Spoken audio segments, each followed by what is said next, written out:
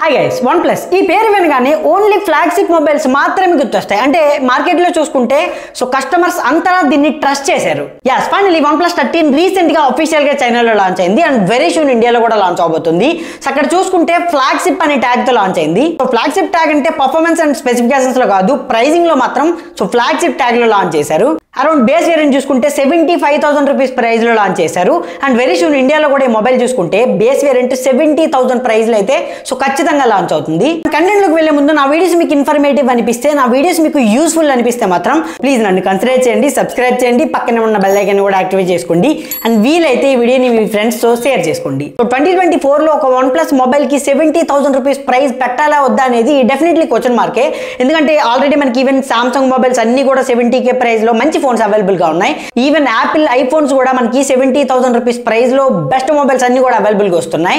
And ఇవి కాకుండా Vivo brand నుంచి ఎక్స్ సిరీస్ ఏవైతే ఉన్నాయో ఆ మొబైల్స్ అన్ని కూడా తక్కువ ప్రైజ్ లో మంచి కెమెరా మొబైల్స్ అయితే వస్తున్నాయి. కాబట్టి స్టిల్ ఈ వన్ ప్లస్ 13 అనేది 70,000 రూపీస్ ప్రైజ్ లో కొనాలా వద్దా అనేది స్టిల్ క్వశ్చన్ మార్కే.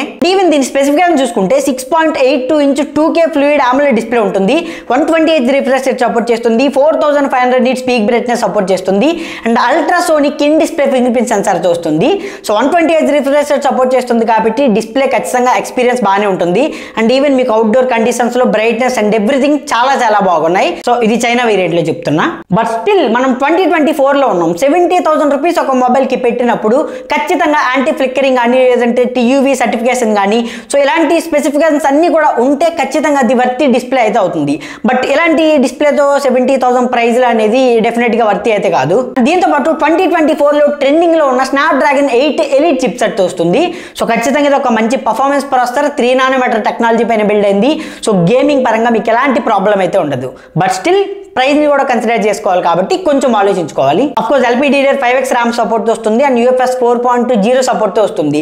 సో మీకు మెమరీ చూసుకుంటే మాత్రం రీడింగ్ అండ్ రైటింగ్ స్పీడ్ అంతా కూడా చాలా స్మూత్ ఎక్స్పీరియన్స్ అయితే ఉంటుంది. అండ్ 6000 mAh బ్యాటరీ ఉంటుంది and 100 watts out of the box charger తో వస్తుంది అండ్ 50 వాట్స్ వైర్లెస్ ఛార్జింగ్ అయితే సపోర్ట్ చేస్తుంది. బట్ స్టిల్ ఖచ్చితంగా మొబైల్ అనేది మాత్రం చాలా హ్యాండీగా అయితే ఉండదు, మరీ బల్కీ మొబైల్ లాగా ఉంటుంది.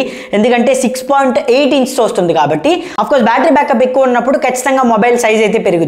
బట్ ఈసారి కెమెరాస్ మాత్రం చాలా బాగున్నాయి. బ్యాక్ సైడ్ చూసుకుంటే ట్రిపుల్ కెమెరా సెటప్ ఉంటుంది, 50+50+50 megapixel, 50 megapixel primary camera Sony LYT-808 sensor తో వస్తుంది and 50 megapixel ultra wide sensor and final గా 50 మెగాపిక్సెల్ చూసుకుంటే పెరిస్కోప్ సెన్సార్ తో వస్తుంది.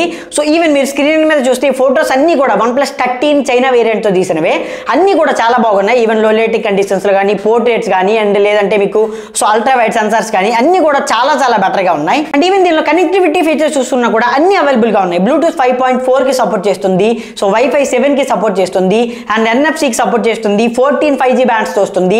అన్ని అవైలబుల్ గా ఉన్నాయి. బట్ అన్ని ఉన్నా కూడా ఖచ్చితంగా ఏదో ఒక లోపం ఉన్నట్టుగా. సో డెఫినెట్ గా మొబైల్ లో చూసుకుంటే ప్రైజింగ్ అనేది బాగా ఓవర్ అయింది. సో ఒక అరౌండ్ 60K ప్రైజ్ లో లాంచ్ చేసి ఉంటే మాత్రం డెఫినెట్ గా ఒక బెస్ట్ మొబైల్ అయితే అయ్యి ఉండేది. 2024 లో ఒక వన్ ప్లస్ 13 మొబైల్ ని 70K ప్రైజ్ లో ఖచ్చితంగా బై చేయొచ్చు అంటే మాత్రం సో డెఫినెట్ గా దీనికన్నా మనకి చాలా మొబైల్స్ అవైలబుల్ గా ఉన్నాయి. లైక్ సామ్సంగ్ బ్రాండ్ నుంచి లేదంటే ఐఫోన్స్ నుంచి ఈవెన్ వివో బ్రాండ్ నుంచి అన్ని మొబైల్స్ అవైలబుల్ గా ఉన్నాయి. కాబట్టి సో డెఫినెట్ గా కొంచెం ఆలోచించుకోవాలనేది నా ఒపీనియన్. సో దీని గురించి మీరేమనుకుంటున్నారో కమెంట్స్ లో అయితే కమెంట్ చేయండి అండ్ ఇంట్రెస్టింగ్ వీడియోస్ కోసం సబ్స్క్రైబ్ చేయండి, పక్కన ఉన్న బెల్ ఐకాన్ కూడా యాక్టివేట్ చేసుకోండి. Thanks for watching, by by now.